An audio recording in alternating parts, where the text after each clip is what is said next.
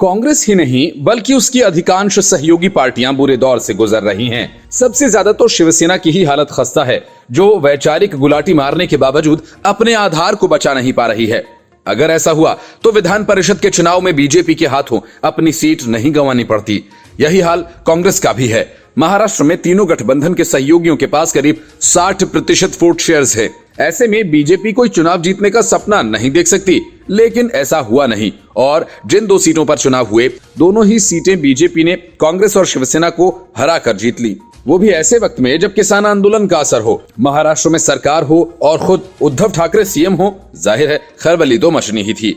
आनन फानन में सोनिया गांधी ने विपक्षी पार्टियों की बैठक बुलाई। कहा तो गया कि बैठक संसद की रणनीति के लिए बुलाई गई है, लेकिन चिंता एक तरफ बीजेपी की थी तो दूसरी तरफ ममता बनर्जी की, जिन्होंने यूपीए के अस्तित्व को ही नकार दिया। सोनिया गांधी की बैठक में शरद पवार, फारूक अब्दुल्ला, संजय राउत, डीएम के नेता टीआर बालू भी शामिल हुए। दरअसल अपनी हालिया मुंबई यात्रा के दौरान ममता बनर्जी ने यह कहकर कांग्रेस की चिंता बढ़ा दी थी कि अब यूपीए जैसा कुछ भी नहीं है। एनसीपी चीफ शरद पवार और शिवसेना नेताओं से मुलाकात कर टीएमसी प्रमुख ने बिना कांग्रेस के विपक्ष गुट बनाने का शिगुफा छोड़ा था। साथ ही बीते दिनों दिल्ली प्रवास के दौरान भी ममता बनर्जी और सोनिया गांधी की कोई मुलाकात तक नहीं हुई थी। टीएमसी और कांग्रेस के रिश्तों में आई खटास के बीच इस बैठक को अहम माना जा रहा है। कांग्रेस के पूर्व अध्यक्ष राहुल गांधी और राज्यसभा में नेता प्रतिपक्ष मल्लिकार्जुन खड़गे ने भी इस बैठक में अपनी मौजूदगी दर्ज कराई। बताया गया कि इस मुलाकात में संसद के मौजूदा शीतकालीन सत्र में विपक्ष की साझा रणनीति को लेकर चर्चा की गई। फारूक अब्दुल्ला ने वरिष्ठ नेताओं से मुलाकात के बाद बताया, ये देश के मुद्दों से जुड़ी बैठक थी। हमने इस बारे में बात की कि हम कैसे मिलकर काम कर सकते हैं और आगे बढ़ सकते हैं और देश को इस मुश्किल हालात से कैसे निकाल सकते हैं। इन्हीं सब मुद्दों पर हमारे बीच अच्छा समझौता भी हुआ। शिवसेना सांसद संजय राउत ने इस बैठक पर कहा कि हमारा मुख्य एजेंडा राज्यवार तरीके से विपक्षी एकता को लेकर था, यानी राज्यों में मिलकर काम करेंगे। ये पहली मुलाकात थी। अब बुधवार को फिर एक साथ बैठेंगे। इसमें शरद पवार भी हमारे बीच होंगे। किसान आंदोलन के खत्म होने के बाद राकेश टिकैत ने नए सिरे से अपनी ब्रांडिंग शुरू कर दी है। बड़े काफिले, शोर शराबा, नेताओं जैसे अंदाज और उसी जैसी बोली, ये एक किसान नेता के राजनीतिक नेता के रूप में बदलने की तस्वीर है, जो सब कुछ समारोह पूर्वक करता है। यूपी के चुनाव में बड़ी भूमिका निभाने की चाहत रखने वाले राकेश टिकैत अपने पत्ते धीरे धीरे खोलने लगे हैं। बहाना वही किसानों की समस्या और पुराना खटराग, जिस वजह से मुट्ठी भर जमींदार टाइप किसानों ने इस देश की जनता को हरा दिया।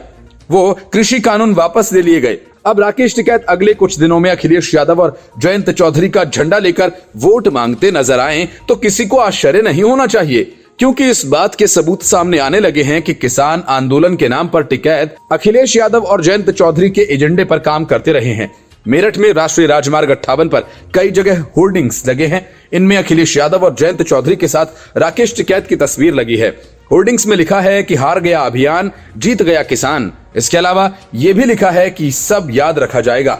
राकेश टिकैत का सियासी कनेक्शन इससे पहले पश्चिम बंगाल विधानसभा चुनावों में सामने आया था, जब टिकैत ने खुलकर बीजेपी के खिलाफ चुनाव प्रचार किया था। यूपी के चुनावों में उसका कुछ वैसा ही करने का इरादा है। राकेश टिकैत ने उस वक्त बयान दिया था कि केंद्र सरकार किसानों की बात नहीं सुन रही है और इसी वजह से वो बीजेपी के खिलाफ लोगों को अपनी बात बताने आए। सवाल यह है कि अगर टिकैत का सपा और आरएलडी से कोई कनेक्शन नहीं है तो इन पार्टियों ने आखिर कैसे अपनी होर्डिंग्स में उनकी तस्वीर का इस्तेमाल कर लिया। संयुक्त किसान मोर्चा के नेता योगेंद्र यादव ने टिकैत का नाम लिए बिना कहा कि अगर कोई किसान नेता राजनीति करना चाहता है या विधानसभा का चुनाव लड़ना चाहता है तो उसे संयुक्त किसान मोर्चा से अलग हटकर यह कदम उठाना होगा।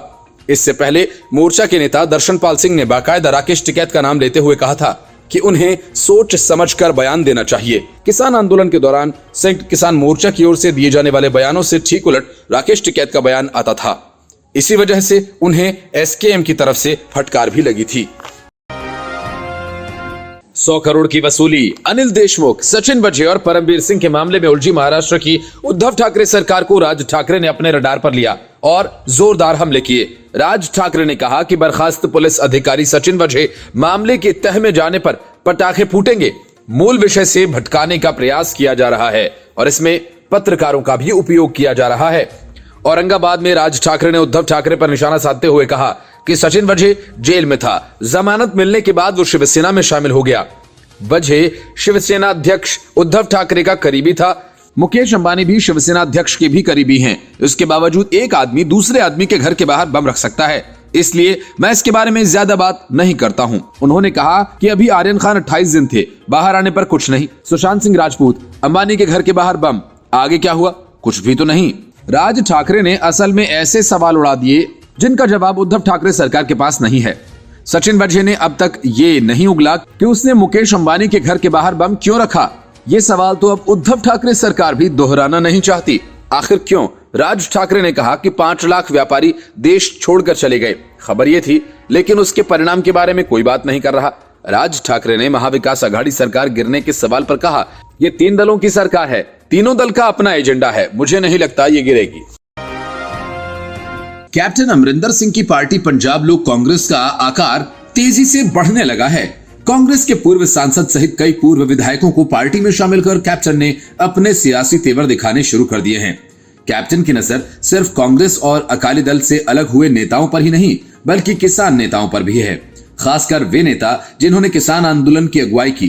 कैप्टन ऐसे नेताओं को पार्टी में शामिल कराकर उन्हें बड़ी जिम्मेदारी देने की तैयारी में है। कैप्टन के इस कदम से आम आदमी पार्टी और कांग्रेस में खासी खलबली है। सूत्रों का कहना है कि पंजाब के कई रसूखदार बड़े किसान नेता कैप्टन के संपर्क में हैं। इससे पहले पंजाब लोक कांग्रेस में शामिल होने वालों में पूर्व सांसद अमरीक सिंह अलीवाल, पूर्व विधायक हरजिंदर सिंह ठेकेदार, प्रेम मित्तल, फरजाना आलम और रजविंदर कौर भागकी के नाम प्रमुख हैं। इसके अलावा कांग्रेस के पूर्व जिला अध्यक्ष जगमोहन शर्मा और सतवीर सिंह पाली झिक्की और पंजाब मंडी बोर्ड के विजय कालरा ने भी पंजाब लोक कांग्रेस की सदस्यता ली। सम्मुख सिंह मोखा, अनूप सिंह भुल्लर, संजीव बिट्टू, अश्विनी कुमार, नितिन शर्मा बाटला और राजदीप कौर भी अमरिंदर सिंह की पार्टी में शामिल हुए। अमरीक सिंह अलीवाल लुधियाना से 2 बार कांग्रेस के टिकट पर सांसद रह चुके हैं। वहीं हरजिंदर सिंह ठेकेदार 2002 में अमृतसर दक्षिण सीट से विधायक चुने गए थे, लेकिन पार्टी ने 2012 और 17 में उन्हें टिकट नहीं दिया था। वहीं प्रेम मित्तल, फरजाना आलम और रजविंदर कौर भगीके शिरोमणि अकाली दल की पूर्व विधायक हैं। संजीव शर्मा बिट्टू पटियाला के मेयर हैं, जिनकी कुर्सी अदालत के आदेश पर बची है। पंजाब लोक कांग्रेस में शामिल होने वाले ये नेता कैप्टन अमरिंदर सिंह के पुराने वफादार हैं। अमरिंदर सिंह ने बीजेपी के साथ मिलकर चुनाव लड़ने की घोषणा की है। बीजेपी और पंजाब लोक कांग्रेस की सीट शेयरिंग को लेकर लगभग सहमति बन चुकी है, लेकिन इसका ऐलान अभी नहीं हुआ। कैप्टन दिल्ली जाकर बीजेपी के वरिष्ठ नेताओं से मुलाकात करेंगे और इसके बाद इस समझौते का औपचारिक ऐलान कर दिया जाएगा। इसके अलावा कैप्टन की नजर कांग्रेस के बागियों पर है। माना जा रहा है कि कांग्रेस अपने 20 से अधिक विधायकों का टिकट काट सकती है। टिकट न मिलने पर ये विधायक दूसरे दलों का दरवाजा खटखटाएंगे।